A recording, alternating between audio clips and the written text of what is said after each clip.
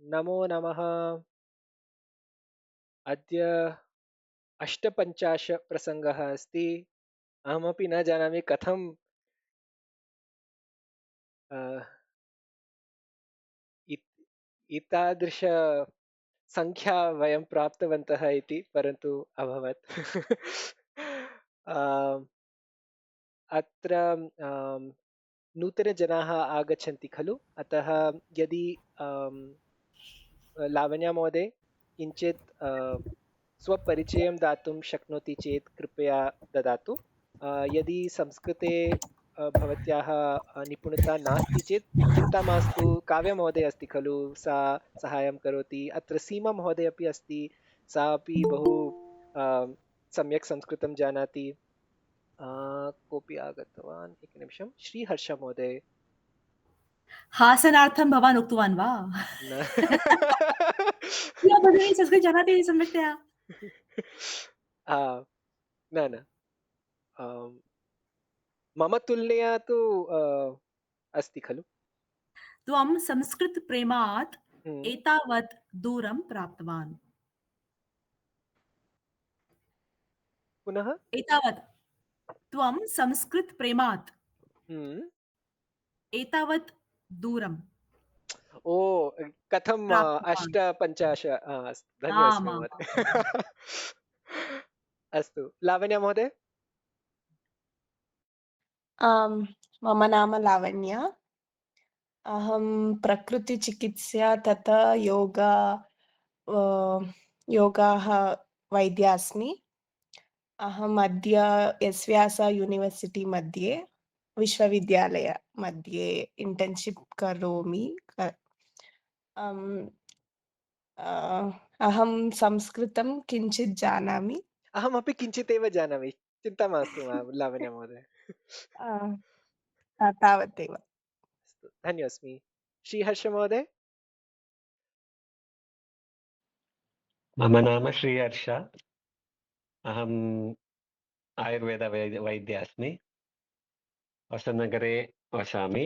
यः होसनगरे प्राक्टिस् करोमि। भवान् चतुरङ्ग यदा भवान् क्रीडितवन्तः तदा यूनो भवान् यूनो ऊनो ऊनो न यूनो ऊनो न, एकम्। ऊनो। एकं क्रीडा भवान् अपि क्रीडितवान्। अस्तु। महीन्दन् महोदय, नमो नमः। कथमस्ति भवान्?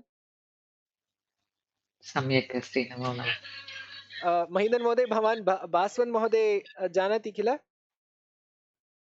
न न वा? महोदय। बास्वन् महोदय, भवान् अपि कृपया किञ्चित् भवतः स्वपरिचयं ददातु। परिचयं मम संस्कृतं सम्यक् नास्ति, कृपया क्षम्यताम्। मम नाम भास्वन्तः। अहं भाग्यनगरे, हैदराबाद् नगरे वसामि। अहं ओराकल् संस्थायां कार्यं करोमि। अहं अधुना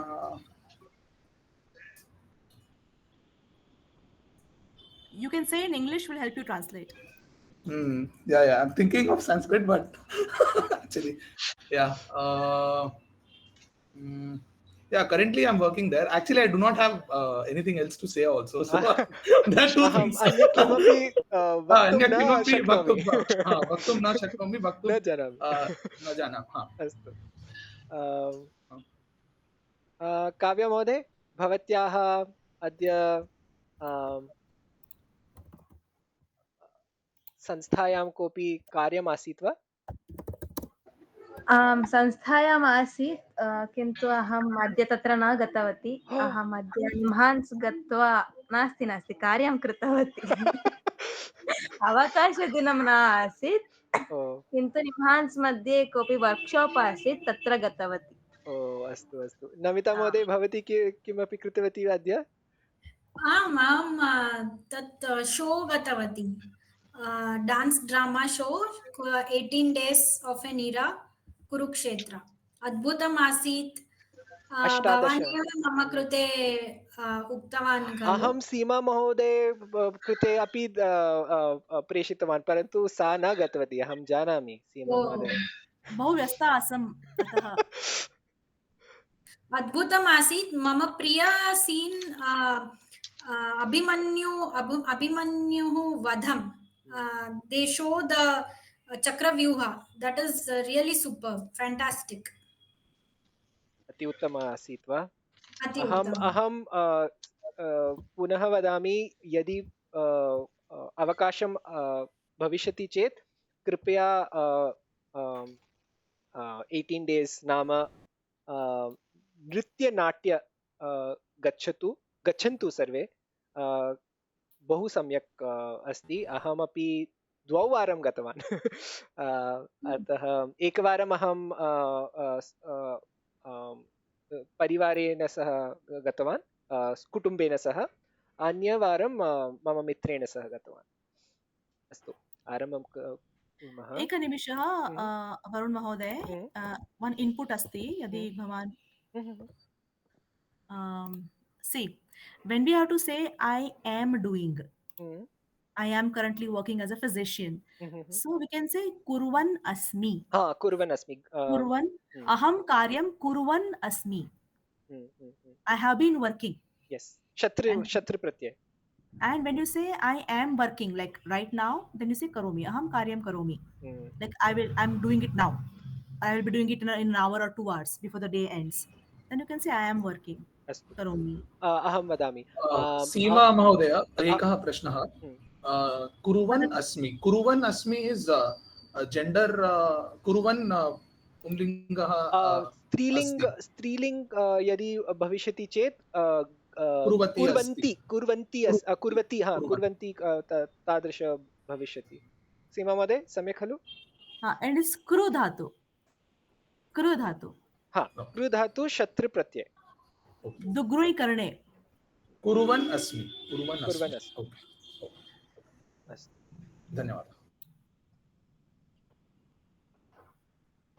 अस्तु, चित्रस्य वर्णनं कुरु। प्रथमकार्यसूच्यां कार्यक्रमे अस्ति। तदनन्तरम् अग्रे किं भविष्यति। तृतीयकार्यं शब्दस्य उपयोगं कुरु। अन्तिमे मार्जालस्य मुखं दृष्टं नाम रूपकाणि, तद्वयं पात्राणि स्वीकृत्य पठामः। अस्तु, अग्रे गच्छामः।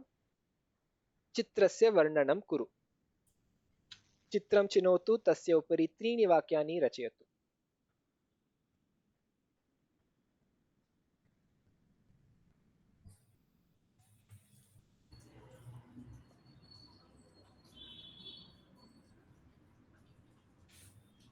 अहं थर्ड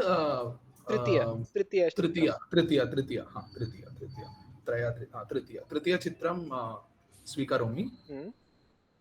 तृतीयचित्रमध्ये एकः राजा अस्ति। भवतः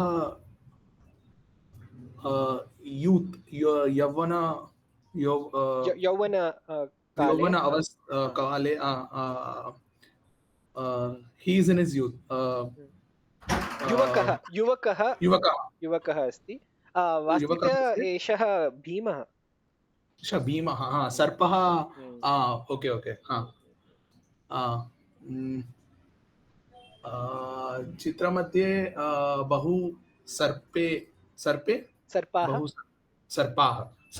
सर्पाः अस्ति। सन्ति प्लूरल् सन्ति। सर्पाः सन्ति। भीमः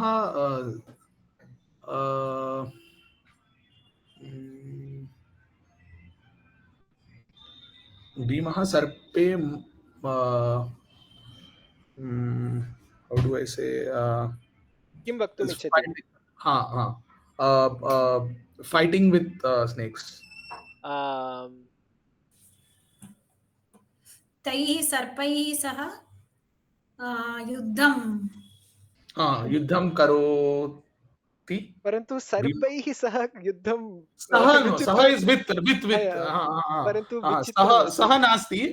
नास्ति विरुद्धः इट्स् लाइक अगेंस्ट लाइक सर्पः सीमा महोदय सहायं करोतु। सहायं करोतु महोदय। नो चेत् हाँ, काव्या महोदय सः सर्पैः सह युद्धं कुर्वन् आसीत्।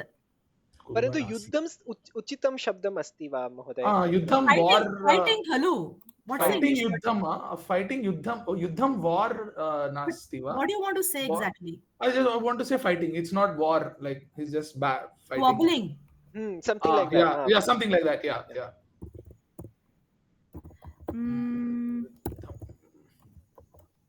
What is the Paryaya. Squabbling. अहमपि कलह। सः सर्पैः सह कलह कुर्वन् आसीत्। सर्पैः कलह कुर्वन् आसीत्। सर्पैः सह See, sarpa can be used in Napunsang and Pulling both. Okay. And in both the cases, sarpaihi is snakes. Tritiya bahuvachan. Sarpena, sarpabhyam. Sarpabhyam is two, right? Sarpabhyam is only with two, but sarpaihi, saha is he, snakes he, sarpaihi saha shabdam kaha. What was the word? Kalaha. Kalaha. Kurvan asit. Asti means present, no, and asit is past. Asit is was, yeah. Astu. त्रीणि वाक्यानि अभवत् वा? अभवत् सम्यक् महोदय भवान् one additional point. See, like last time also we touched upon this point. Sarpena tritiya vibhakti ekvachan, right? So with a snake, right? And sarpena sarpabhyam sarpaihi. Point is, we are not saying over here saha sarpena kolahalam kurvan nasit. We are saying sarpena saha. Actually, logically speaking, you don't require saha. परन्तु आवश्यकम् अस्ति संस्कृते. Sarpena itself means with. Sarpena means through, rather with or through. So it's okay. Sarpena saha. Sarpena itself is. No, but you have to say with saha. Sarpena saha. Sarpena saha. Kalaha. Sarpena saha kalaha kurvan asit. Iti mama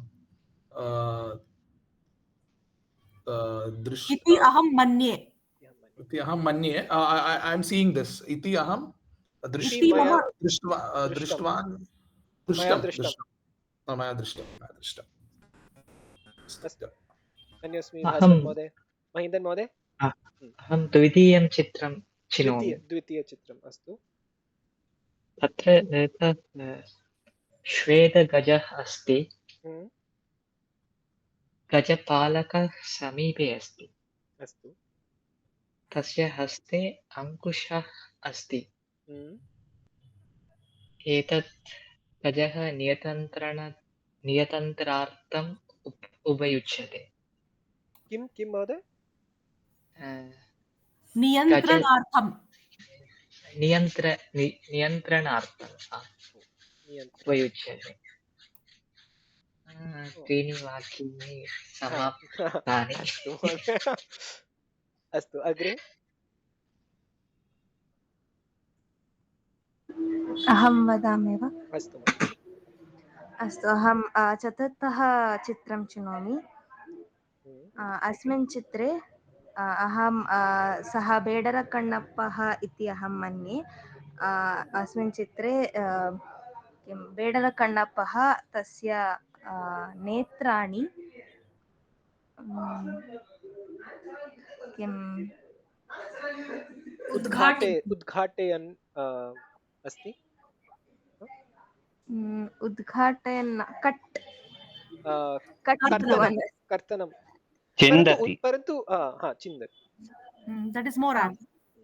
चिन्तनं चिन्तनं चिन्तनं कुर्वन् छेदनं अस्ति छेदनं वा आम् आमाम् छेदनं कुर्वन् अस्ति सः अस्मिन् कथे किं भविष्यति इत्युक्ते सः एकः व्याधः हण्टर् अस्ति सः शिवस्य बहु सम्यक् भक्तः अपि सः एकवारं शिवलिङ्गस्य प्रति गत्वा तत्र शिवस्य अश्रुः पश्यति तत् दृष्ट्वा शिवस्य नेत्रे किमपि अभवत् इति चिन्तयित्वा तस्य स्वनेत्रम् एव छेदनं कृत्वा दास्यति अनन्तरं अन्यनेत्रे शिवस्य अन्यनेत्रे अपि अश्रुः दृष्ट्वा तस्य अन्यनेत्रमपि छेदनं कर्तुं प्रारम्भं करोति किन्तु तत्समये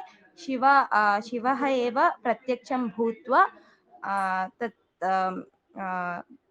तेषां तस्य दृष्टिः दत्वा आशीर्वादं करोति तावदेव सम्यक् महोदय अस्तु अग्रे अहं प्रथमचित्रस्य उपरि वदामि अस्तु एकः राजः एकः महाराजः मञ्चस्य उपरि उपविशति एकः व्यक्ति एकः मनुष्यः आगच्छति तथा किञ्चित् वक्तुम् आगच्छति महाराजस्य समीपे तत्र एकः वृक्षः अपि अस्ति अस्तु अस्तु अग्रे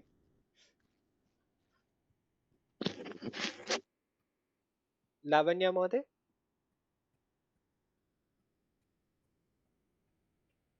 अहं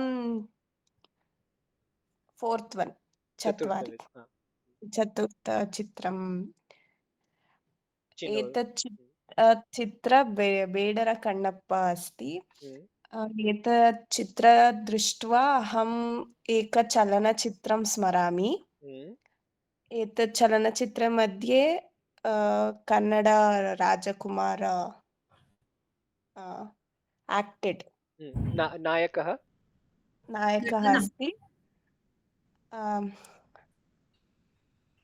this is what we'll say in this idam what do you want to say this movie एतत् चित्रं दृष्ट्वा एतत् चित्रं because it's a नपुंसकलिङ्ग् एतत् चित्रं दृष्ट्वा अहम् एकं चलचित्रं स्मरामि ओके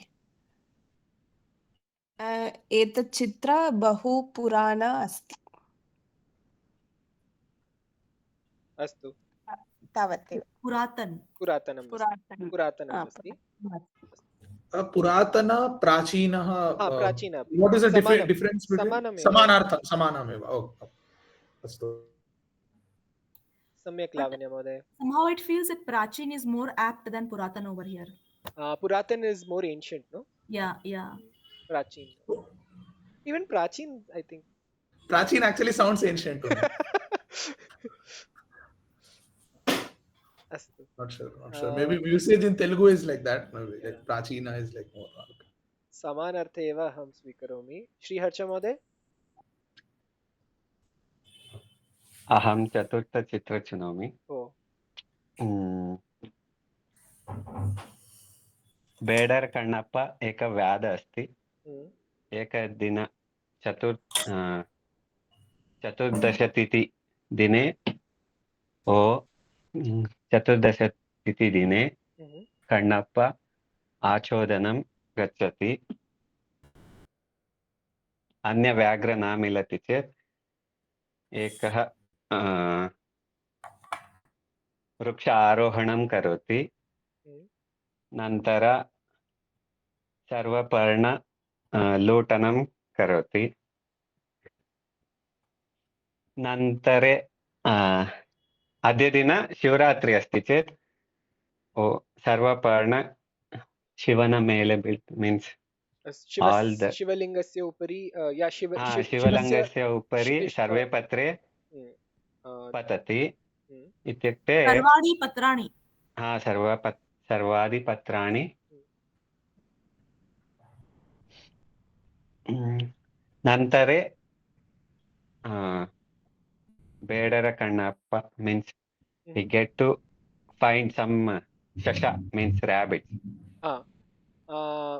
शशः एव खलु शशः दृष्ट्वा तद् अपि शिवस्य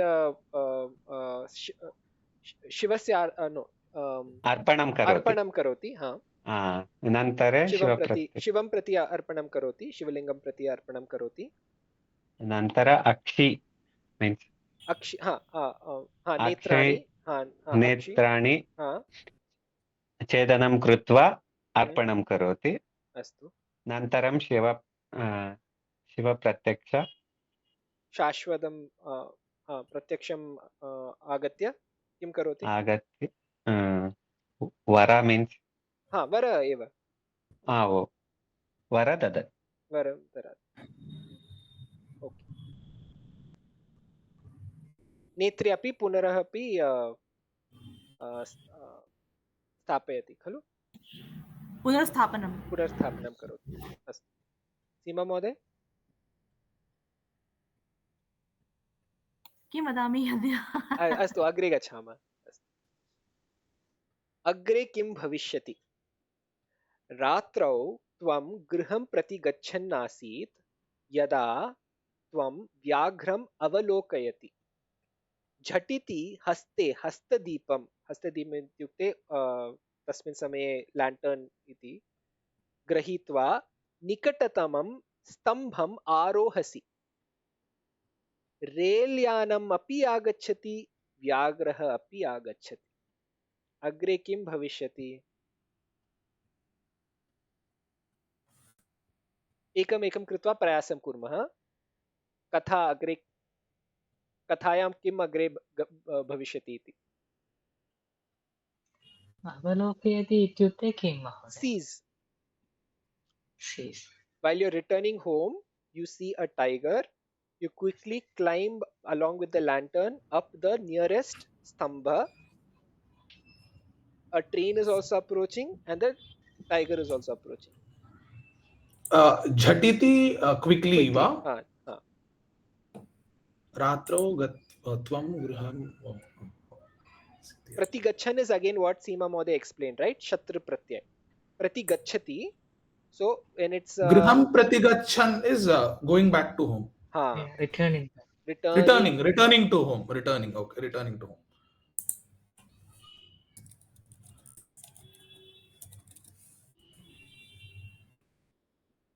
रेल्यानमपि आगच्छति व्याघ्रः अपि किं वक्तुम् अहं किञ्चित् समयं ददामि चिन्ता मास्तु ओ काव्य महोदय वदतु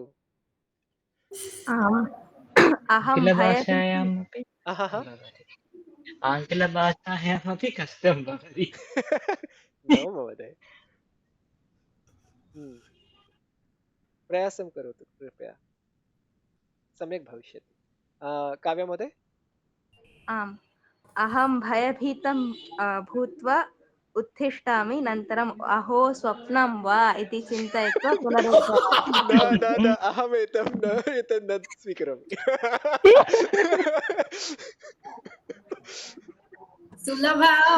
काव्य महोदय बहु बुद्धिमान् अस्ति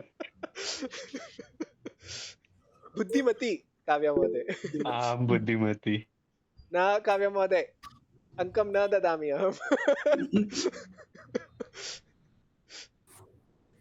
अहं वदामि वदतु व्याघ्रः रेलयानस्य उपरि उत्पतति that is jumps rail poetry उपरि न रेलयानस्य उपरि अस्तु रेलयानस्य उपरि उत्पतति jumps तदनन्तरे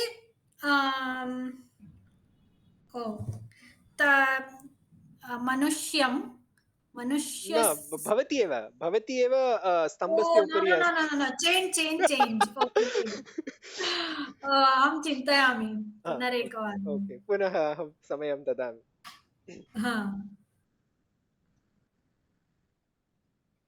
अहम् उक्तवती कथा समाप्तम् अभवत्। अहं न स्वीकरोमि। काव्या महोदय पुनः प्रयासं करोतु।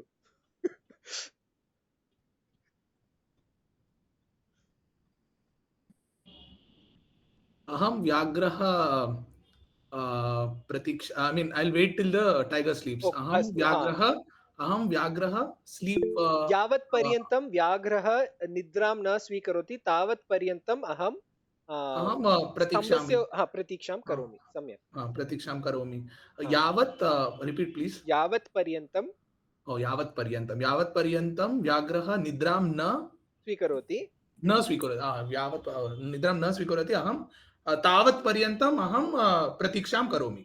सम्यक् महोदय, अस्तु। That is one thing, but I can't cling on to that, right? हस्ते हस्तदीपम् अस्ति खलु? हाँ, हस्तदीपम् अपि अस्ति। more difficult. बहु दुर्लभं, कठिन समस्या मध्ये अहम् अस्ति।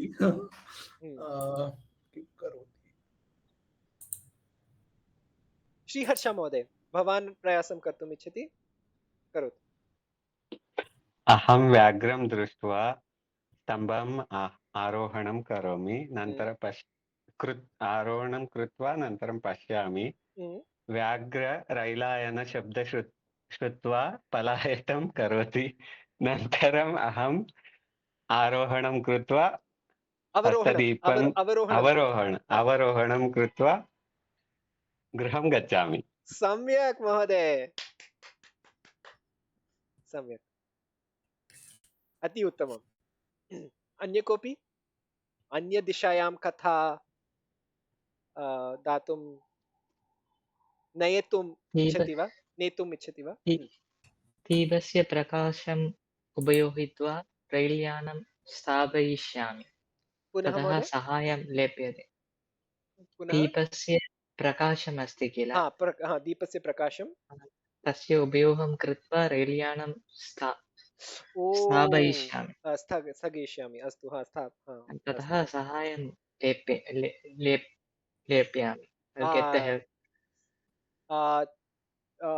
रेल्यान चालकस्य सहायं स्वीकृत्य व्याघ्रं you want to shoo it away, right? Or yeah, something. No, makes sense. It makes sense. There will be a lot of people in the train. We don't know. It could be a good train also. At least someone will be there. One person at least. Someone will be there. Yeah. Tiger also can run away by the rain stop sound. अहं रेलयानस्य उपरि उत्पतामि। On the top of the train, that has to come in the story.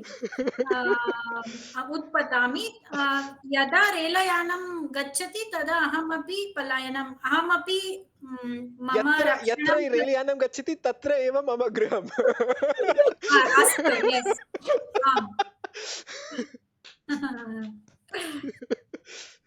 अस्तु, सम्यक्। अन्य कोऽपि? सीमा महोदय, नो चेत् अग्रे गच्छामः वा? काव्य महोदय, प्रयासं करोतु। अहं रामजपं करोमि तावदेव। अस्तु, अग्रे गच्छामः वा?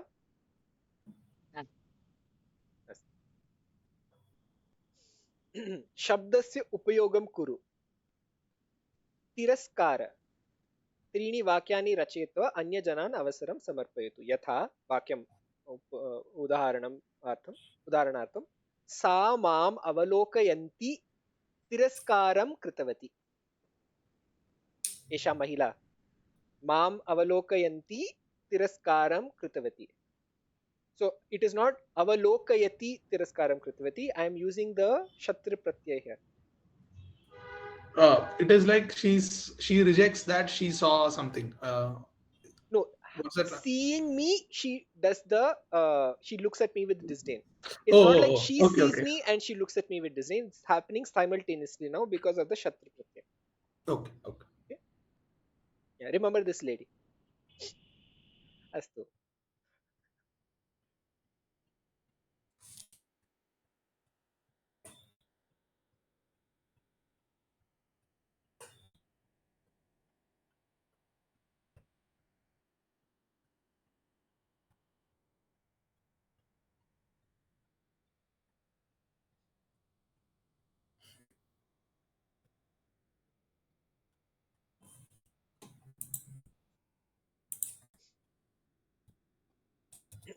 किम् अभवत्?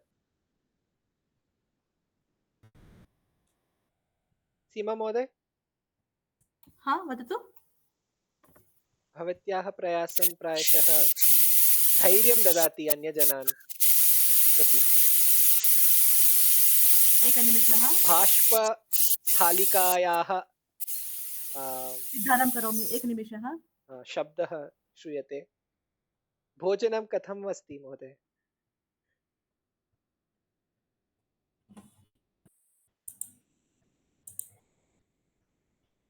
एकनिमिषः। आम्। अहं किञ्चित् जगन्नाथपुरी विषये वदामि। तत्र अहं गतवती। एकनिमिषं ददातु। अस्तु। तस्मिन् सन्दर्भे यदि अन्य कोऽपि तिरस्कारशब्दम् उपयुज्य वाक्यं रचयितुं शक्नोति चेत् कृपया करोतु।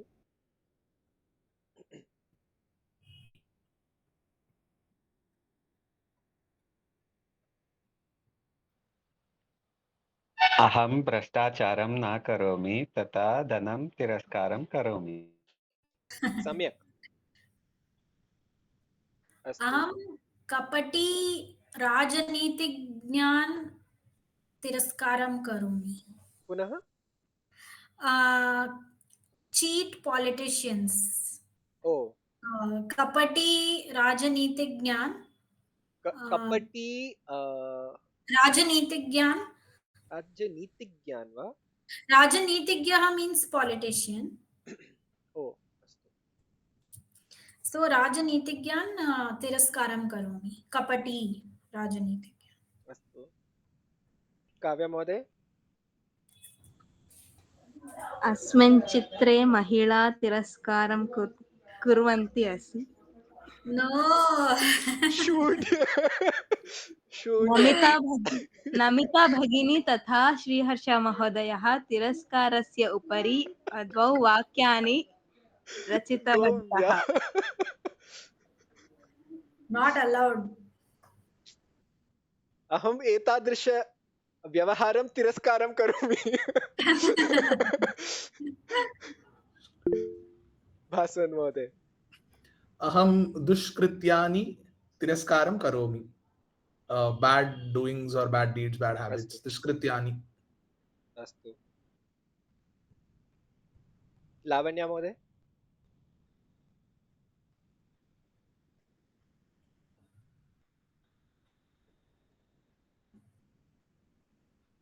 लावण्या महोदय? I'm finding the sentence. ओ ओके। महीन्दन् महोदय? द्वेषः तिरस्कारः कदापि तिरस्कारेण न शाम्यति. Hatred never stopped by the hatred. पुनः शनैः? तिरस्कारः कदापि तिरस्कारेण न शाम्यति. शब्दः शाम्यति वा? आम्। अहम् एतं न जानामि। I think it stops, ceases. शाम्यति वा? अस्तु। शाम्यति। अस्तु।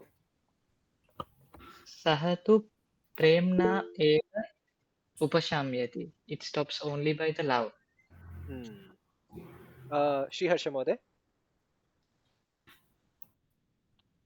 वर्षामध्ये अहं छत्रका तिरस्कारं न करोमि. समीचीनम्. अहं पाट्होल्स् रोड् मार्गे पाट्होल्स् तिरस्कारं करोमि. पाट्होल्स् इत्युक्ते किम्? छेदानि वा?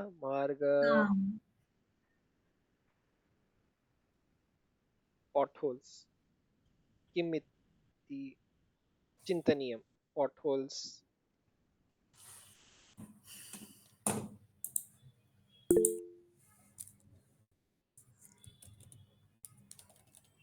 धन्योऽस्मि महेन्द्रन् महोदय. रन्ध्रं रन्ध्राणि रन्ध्रं is hole, right? सम्यक्. अस्तु लावण्य महोदय.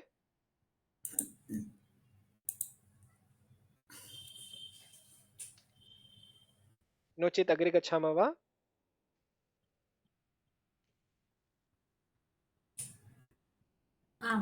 अस्तु अग्रे गच्छामः. अधुना अन्तिम कार्यसूच्याम् अस्ति मार्जालस्य मुखं दृष्टम्. अहं वदामि वा? सीमा महोदय वदतु महोदय. अस्तु. अहं पुरीनगरे ओडिशा राज्ये प्रसिद्धं प्राचीनं च श्रीजगन्नाथमन्दिरं गतवती.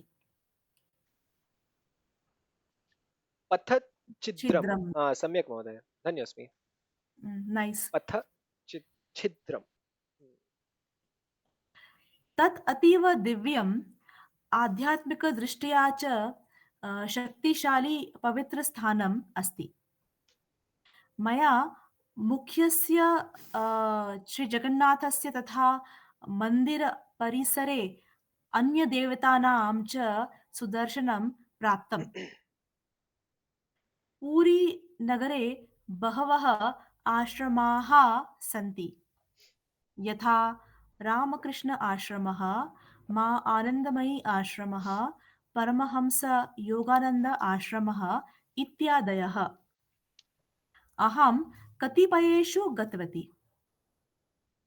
अहम् इस्कॉन् कार्तिकमास परिक्रमायां सम्मिलितवती. मम MA संस्कृत सहपाठिनी मां सम्मिलितुं निमन्त्रितवती आसीत्.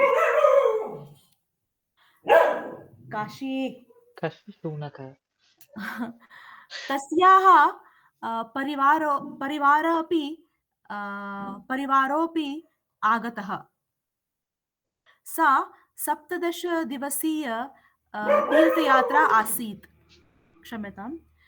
काशी अपि पुरी गन्तुम् इच्छति, अतः कोलाहलं केवलं इच्छति.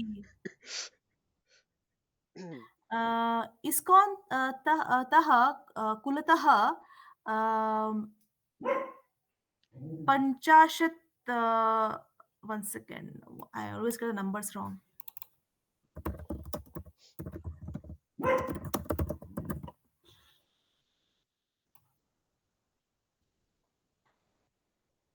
हाँ, 50 भक्ताः आसन्. इस्कॉन्तः 50 भक्ताः आसन्. सा श्रीला इन्द्रद्युम्न स्वामिना आयोजिता अस्ति, यः श्रीला प्रभुपादस्य साक्षात् शिष्यः अस्ति, डायरेक्ट डिसाइपल. चैतन्य महाप्रभोः कालात् बहवः गुरुवः सन्ति. यः 550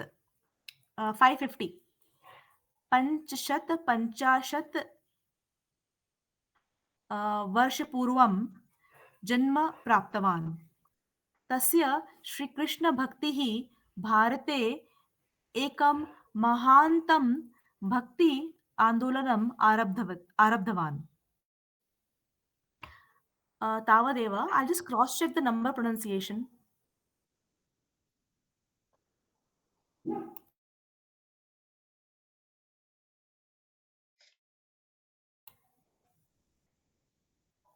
अग्रे कार्यक्रमं कार्यसूच्याम् अन्तिमकार्यमस्ति मार्जालस्य मुखं दृष्टम्। अस्तु, अहं स्क्रीन् शेर् करोमि।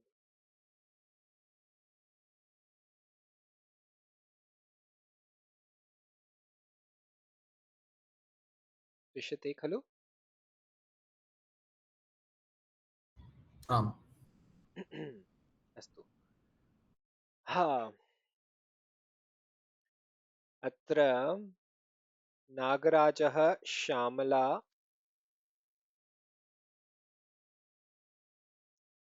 द्वितीयदृश्ये वीरभद्रः, तृतीयदृश्ये त्रयः जनाः एव आवश्यकम्। कः अहं नागराजः स्वीकरोति वा? स्वीकरोमि। नागराजस्य पात्रं नागराजस्य पात्रं स्वीकरोमि। अस्तु, भास्वन् महोदय, नागराजः। श्यामला का? अहं स्वीकरोमि। अस्तु, काव्य महोदय स्वीकरोतु। वीरभद्रः? अहं स्वीकरोमि। अस्तु, महीन्दन् महोदय स्वीकरोतु। अहं सूत्रधारविषये अहं वदामि। मार्जालस्य मुखं दृष्टं। प्रथमं दृश्यं, नेपथ्ये म्याव् म्याव् इति मार्जालस्य कण्ठध्वनिः श्रूयते। हन्त, अहो मम दौर्भाग्यं, किं करवाणि इदानीं श्यामले श्यामले। किं भोः, किमर्थं तथा उच्चैः आह्वयति? श्यामले, किं करवाणि, अद्य किं भवेत् वा?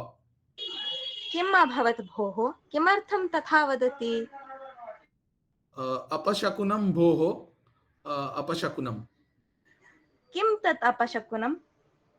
प्रातः उत्थाय साक्षात् तदेव दृष्टवान्। किं तत् दृष्टवान्? तदेव मार्जालस्य मुखं। तावदेव वा, किं तेन? अहो, तावदेव इति मार्जालस्य मुखं दृष्टं भोः, मार्जालस्य मुखं न जाने अद्य किं भविष्यति इति। किमपि न भविष्यति, चिन्तां न करोतु।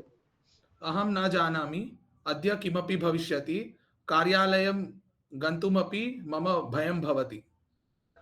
तर्हि अद्य कार्यालयं मा गच्छतु। तदपि न शक्यते, अद्य कार्यालये विशेषकार्यक्रमः अस्ति, गन्तव्यमेव। तर्हि गच्छतु। मार्गे किमपि भवति चेत्? किमपि न भवति, गच्छतु भोः। अस्तु, गच्छामि। पूर्वं देवं नमस्कृत्य वा गच्छामि, यतः मार्जालस्य मुखं दृष्टं खलु भगवान् श्रीरामचन्द्र, भवान् एव रक्षतु। तत्रैव देवं नमस्करोति, द्वौ अपि अन्तः गच्छतः। द्वितीयं दृश्यं, मार्गः अस्ति, नागराजः एकपार्श्वतः आगच्छति, कम्स् क्लोस्, अन्यस्मात् वीरभद्रः आगच्छति।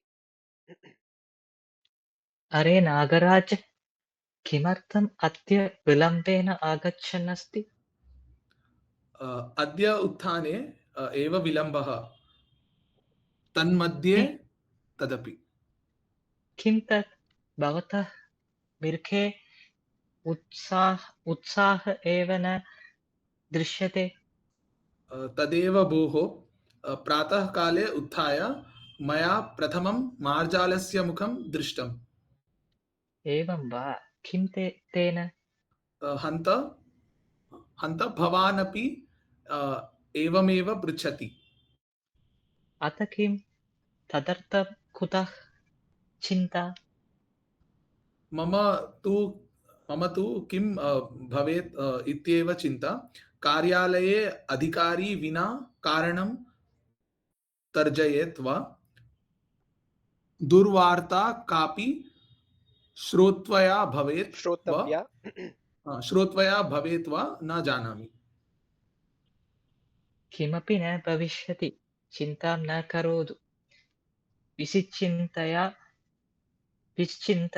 आगच्छतु मया सह निश्चिन्ततया निश्चिन्ततया आगच्छतु मया सह कार्यालयं गच्छाव अस्तु गच्छाव तथापि मार्जालस्य मुखम् इति वदन् एव गच्छति। तृतीयं दृश्यम्।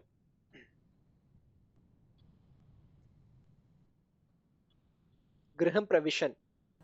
श्यामले श्यामले किं भोः अपि जानाति भवति अपि जानाति भवति अद्य किं जातम् इति किं जातम् किमपि न जातम् तन्नाम यथा मया चिन्तितं तथा किमपि न प्रवृत्तं भाग्यवशात् सर्वं सुखमयमेन सम्पन्नम्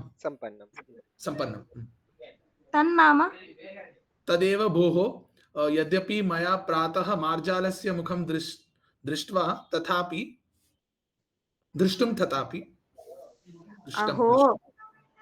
अहो इदानीं स्मृतं प्रातः भवता अस्माकं पार्श्वगृहस्य मार्जालस्य मुखं दृष्टं खलु आम् तस्य मुखमेव दृष्टम् तेन मार्जालेन भवतः मुखं दृष्टं किम्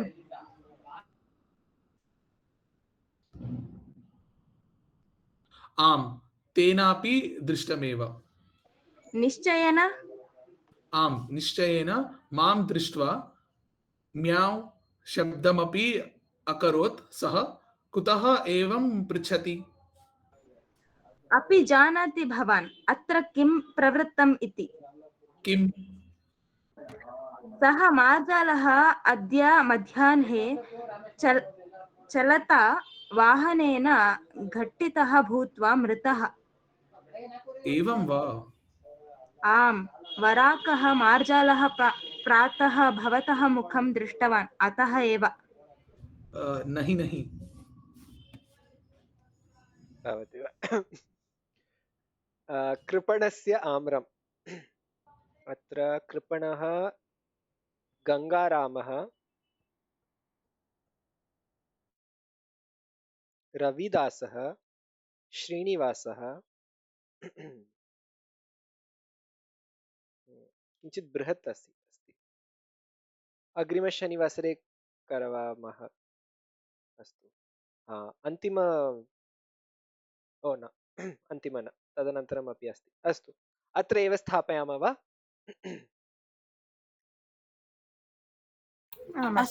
अस्तु अग्रिमशनिवासरे पुनर्मिलामः। शुभरात्रि।